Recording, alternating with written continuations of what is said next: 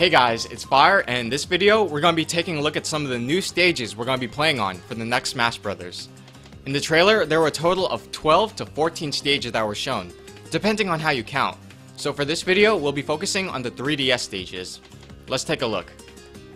Okay, so the first stage we have is the new Battlefield stage. Overall, it's pretty much the same layout, but slightly more detailed from what we've seen in Brawl. While the Brawl version was slightly more ambient and relaxing, the 3DS version is a lot more rugged, with rock pillars coming out of the background, and the underside being very jagged. There's also a lot of clouds floating near the bottom. This is most likely to complement the 3DS style of graphics and some of the hardware limitations. Next are two stages which seem to be based off of Super Mario 3D Land and New Super Mario Bros. 2. There are two parts we saw, one in front of Peach's castle and one floating over the water. So far, we don't know if this is a scrolling stage or two separate stages, but if I were to guess, then I'd say it works similarly to how we saw Mushroomy Kingdom in Brawl.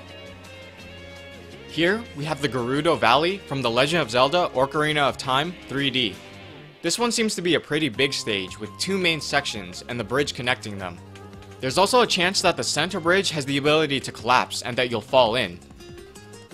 Next isn't really a stage, but more likely an area in the game's adventure mode.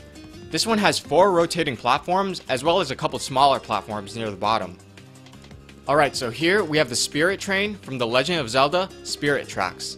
Basically, you have yourself riding the Spirit Train while birds float by, carrying platforms that you can use. From what we've seen, there are 3 main sections: the front locomotive, the covered middle section, and the opened back area. Overall, the stage seems pretty basic, but what I'm more interested in is the fact that Toon Link is actually driving the train. I wonder what that could mean. Now we've got a stage inspired by the game Nintendogs. This one seems like another straightforward stage, with all the characters being toy-sized and with the area being covered in wooden blocks. We weren't really able to get a good look at the stage, but there is the possibility that the dog in the background will come up to the front and block your view like the assist trophy did in Brawl. And the last 3DS stage we've seen so far is the Arena Ferric stage from Fire Emblem Awakening. In Fire Emblem, this area was used for large-scale fighting tournaments, so the choice was pretty fitting. From what we can see, there are platforms that are chained from above and possibly have the ability to move around.